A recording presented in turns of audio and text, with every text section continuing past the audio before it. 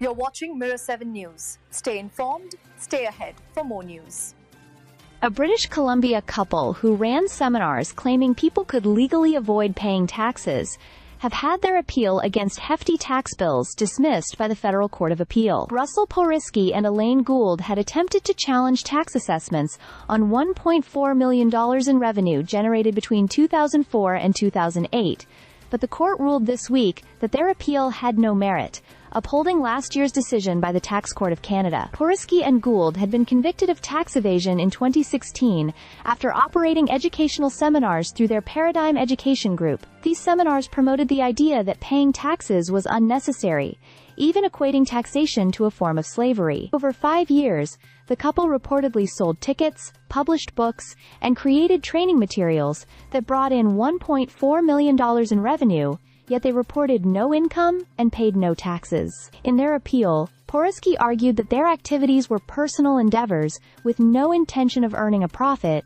and therefore not subject to taxation. The court, however, has consistently rejected such arguments, emphasizing that income generated from activities like theirs is taxable, regardless of claimed intent. Judge Susan Wong noted that Porisky's belief in a distinction between natural versus artificial persons, and his view that income tax amounted to a labor tax equivalent to slavery, were not legally valid defenses. Porisky had been sentenced to 5.5 years in prison and fined over $239,000, while Gould received a 6-month prison term and a $38,000 fine.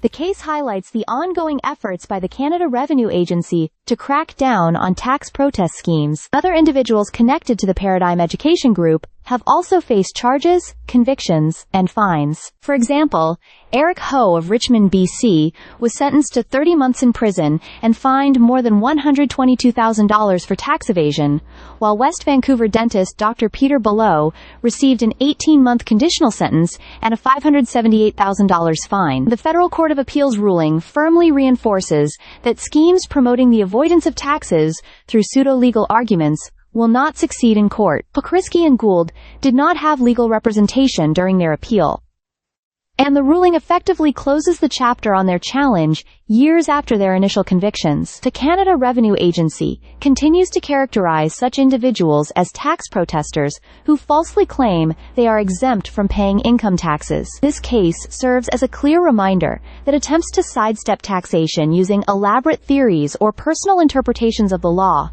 will almost certainly fail and can lead to serious legal and financial consequences. Stay subscribed for more videos.